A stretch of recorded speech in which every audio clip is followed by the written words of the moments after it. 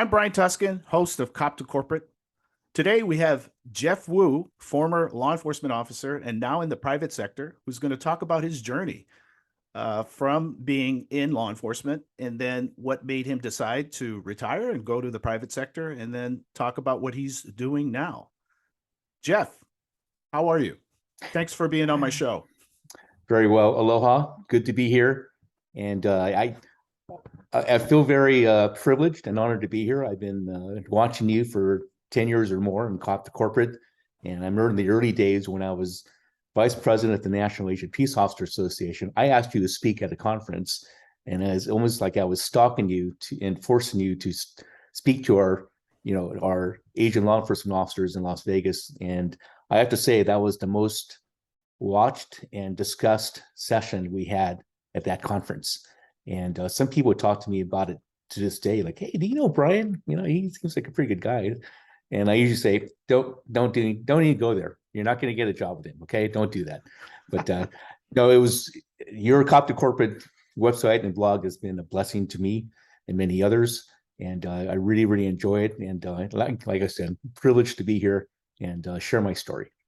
Well, hey, thanks for that, Jeff. And Cop to Corporate is really a community for officers, former officers like me and you, giving back to helping LEOs make that, if they decide they want to leave, especially if it's mid-career, to the private sector, that they know what they're getting into and not just making a kind of split-second decision. So it's very, very important for us to give back. So I appreciate you taking the time to talk with us. So let's start with your law enforcement career. Well, how did you start? What did you do? And how long did you last? I started when I was 21 years old. I was young and dumb. I worked for 3 law enforcement agencies all in San Francisco. My first 10 years was with San Francisco PD, on the streets, worked undercover. 7 years of midnights, which was really, really tough. And when I left, I decided to leave to take an investigator job at San Francisco State University. I was a detective and then detective sergeant. And because I took cases to the San Francisco DA's office, mostly felony cases, one of the chief investigators there said, "Hey, Jeff, you should apply for a job here." Wink, wink. So a year later, I got the job, and I spent 17 years at the San Francisco DA's office, mostly working special prosecutions, financial crimes, high-tech crimes. I got involved with the High-Tech Crime Investigators Association, HTCIA, other associations. It opened the door for my world to the tech industry, which I thought was very lucrative, but I had no plan. So after 32 years, I retired, and I thought, okay, this should be easy. Yeah, I'll get a job because, hey, I have time. I have all these courses, certifications, and it was not easy to get a job in the tech sector. So that's why Cop to Corporate was my godsend, and I needed a lot of guidance at that time. And eventually, took a few years, and I learned how to interview because that was the best thing for me, by making my mistakes and failing because I was terrible. I was just terrible at interviewing. And eventually, I interviewed at Turl, and they had a trust and safety position open, hence the T-shirt. And they had an opening. They had a need for someone like me with my breadth of experience, and I got the job. And that was 5 years ago. And if for the audience that doesn't know, Turl is like the largest car sharing company in the world. We are in 4 countries, and our job for me and my team is to recover missing and stolen vehicles and to identify persons who are perpetrating crimes on our platform. So, and in that 5-year time, I've been lucky to promote 3 times from investigator to senior investigator to investigations lead, and now I'm the manager of investigations. Pretty fun journey. It's been a fantastic company for me because they actually listen to what I have to say. And I have a lot of crazy ideas, and I'd say about half of them actually make sense. And they actually implement those processes and ideas, which I think is fantastic.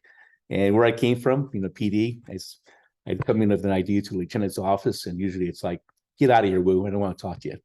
And the tech sector is a godsend. And for a lot of people like you and me, we know what we're doing. We're qualified. We have a lot of skills. a lot of skills that are transferable.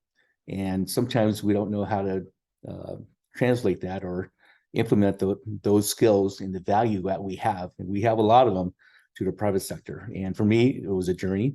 My first month at Turo was difficult because we're used to having that presence. We're used to having that gun and badge. Hey, I'm Investigator Wu from the DA's office. And there you have the respect and command and attention of people. And when I started my job, it was like, oh, hey, that was it. So kind of a tough transition because I was not, I don't want to say special anymore, but I think we're just used to having that presence and command presence. And it was just very, very different. Not that it diminishes who we are as cops, because like I said, we bring a lot of value to our companies. It's just a transition and reinventing ourselves and thinking a little differently about how we can translate our skills and value to the companies that we work for. I know I kind of blabbered on there, but No, it's important. It's important that we know and we share that. And by the way, what you do here for us is amazing.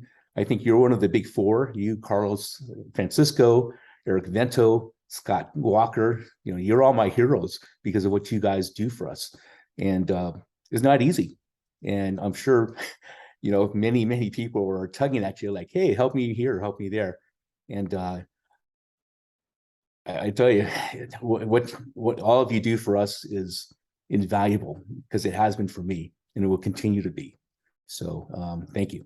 Yeah, I appreciate the kind words, Jeff. And I think from specific to Cop to Corporate, which I'm in the process of making it a 501c3 nonprofit foundation, so we could get the word out to even more officers out there. The key is ensuring law enforcement professionals, when they do decide to leave, whether it's a retirement or at mid-career, they have all the tools and resources, so they're just not winging it. And so when you talked about you had this confidence when you retired and you just felt you could just slip right in, that's one of the misnomers. A lot of cops, the confidence you have as a cop, and you're at the top of your game because you know that discipline so well. So one of the comparisons or analogies I like to use would be you could be a pro sports player. Let's just take look, Michael Jordan, right? He was arguably one of the best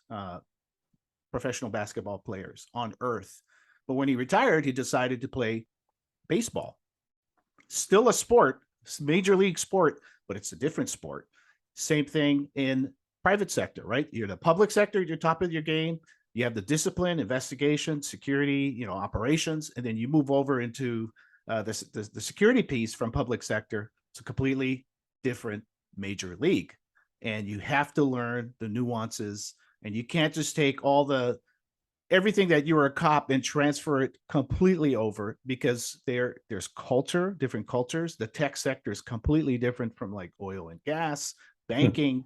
And so you have to understand that. And that's what Cop to Corporate does. And, you know, what Carlos and Scott and Eric and the rest of us former law enforcement that are giving back to the community is to give insights to cops out there. So now let's fast forward to where you are now and the role that you have. It sounds like you probably hire a lot of ex law enforcement officers to work in your organization. Tell me, is that a smooth transition? And I also understand you started a employee resource group specific to ex law enforcement. Tell me a little about that too. Yeah, quite a journey.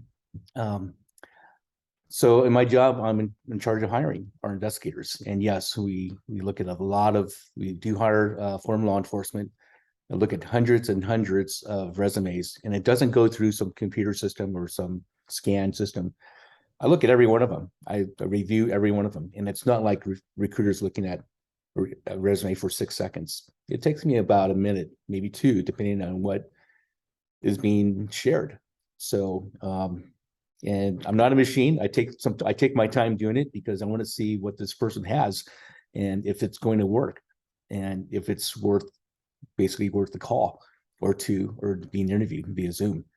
And like you, we're very careful about our team and how we build our team and how we grow our team. And it's not only about people's qualifications, as you know. It's about culture and the cultural fit. And some people just don't do it. They can't. They just can't do it.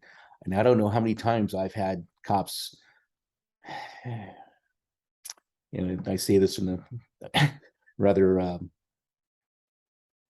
I can't do this job.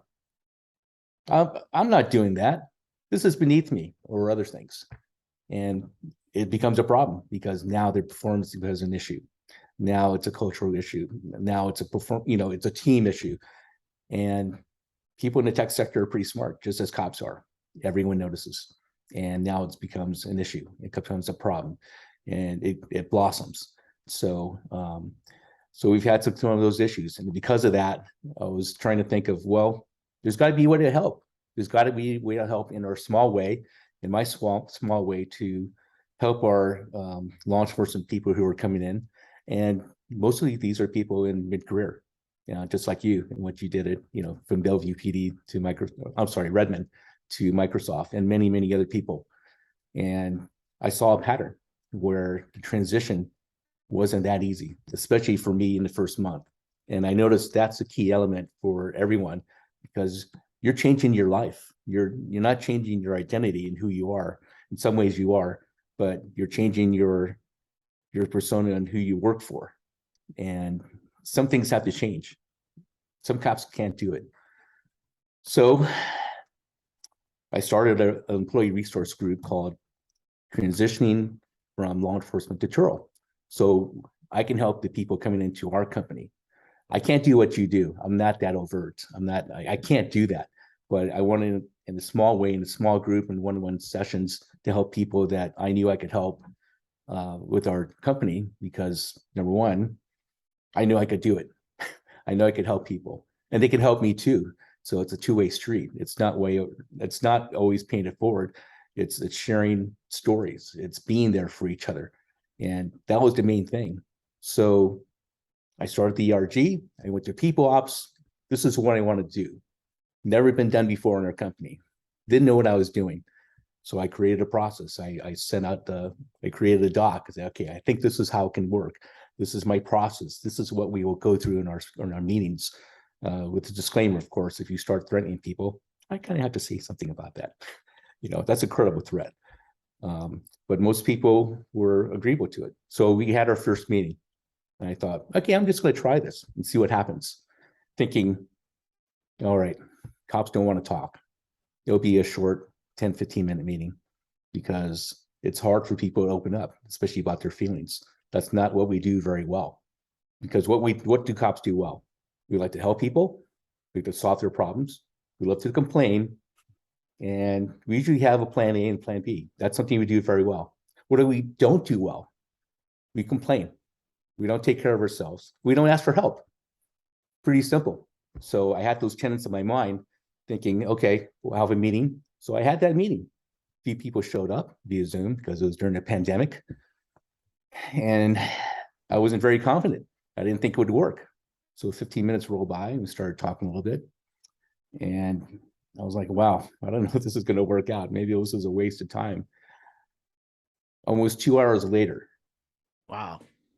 2 hours later, we were so deep in our conversations.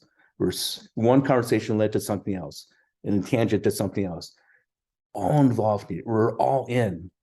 We didn't want to stop, but I had to, because it was during work hours. I said, hey, let's get back to work. It was so rewarding. You don't know, Brian. It's just where people were just opening up, and it was revealing. And I ended that meeting thinking, wow, this is something that's going to work. This is something that will actually help people. And it helped me too. And I just didn't know if it was something that was going to be valuable to people. So we're continuing to have meetings, and we just decided, hey, we got military vets in our company. Let's invite them. They have similar stories, sometimes worse, probably worse, because they were in country and doing things that we would never do on the streets. So in our next meeting, which is next week, we're going to invite them and see if they want to share their stories, because we all know each other, but we're not used to opening up ourselves in that manner.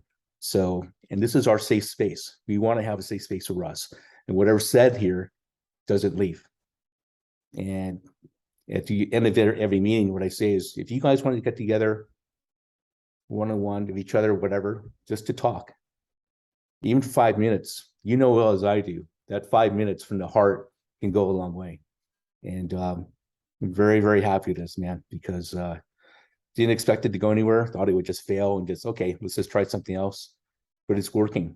And I've asked around. I don't know of any other tech company or any other trust and safety team and any other tech company is doing this, but I think it's pretty cool because it's just for us. It's for our boys, not boys, brothers and sisters in blue and our military vets. How cool is that? So, Jeff, that is amazing. One thing I want to note, I think you're likely the only tech company or company out there that has ERG specific to public safety and law enforcement. There are tons of ERGs for military and veterans, and not taken away from what the military vets have done. They're heroes of our country, but I also feel public safety, especially cops. I don't want to use the word marginalized, but sometimes we get left to the side, right? Because you're just a cop, and they just put you in a bucket of public safety, and so you don't really have that safe space as you're talking about. So what you built there, it almost sounds like it was a support group too, right? Where you're supporting the officers that made that transition, because you come with this huge persona in law enforcement, and that's your identity. And now you're in this private sector, and as an investigator, you got like a young developer. It's just like, hey, I don't care if you solved a major terrorist organization crime. Someone stole my stapler, and I want you to find it. And so that's really hard for especially seasoned investigators to comprehend, and they have to know. And I'm going to do a podcast specific on this, and I think I'm going to call it, "Hey, you're not a cop anymore." So one thing you got to note is you're no longer in law enforcement, and if you're ready to leave, whether it's mid-career or retire, you better be ready to leave and hang up the badge, the gun, the cuffs, and leave, because you're no longer a cop. You're not going to do the cool guy gal stuff anymore. So I appreciate you sharing that, Jeff. What recommendations would you give to anyone here that is in corporate from law enforcement that would like to start a ERG? Do you have?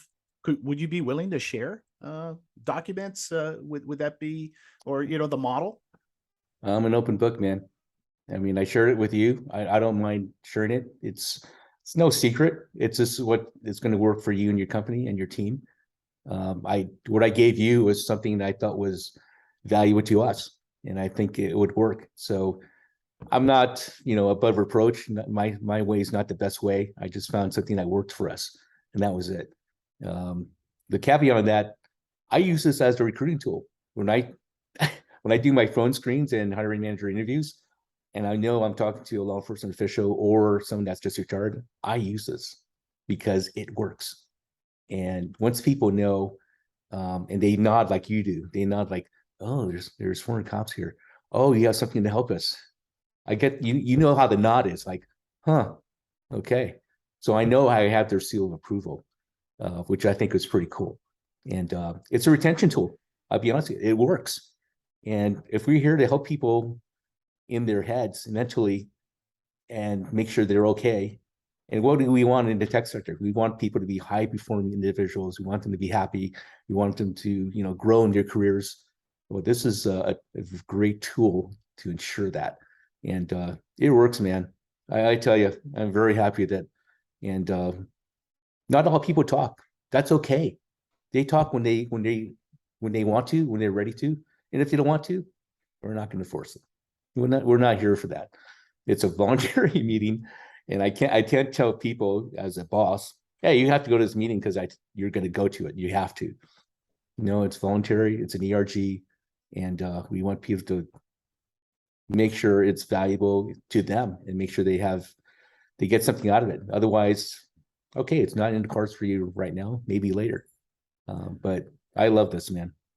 Hey, so Jeff, one important thing to note in the private sector, especially in tech companies, where you can bring ideas to the table and you own it, you develop it, you drive it, just like you did with the ERG, and you bring ideas to management, and they could say yes or no, but you have that autonomy and agility to build something.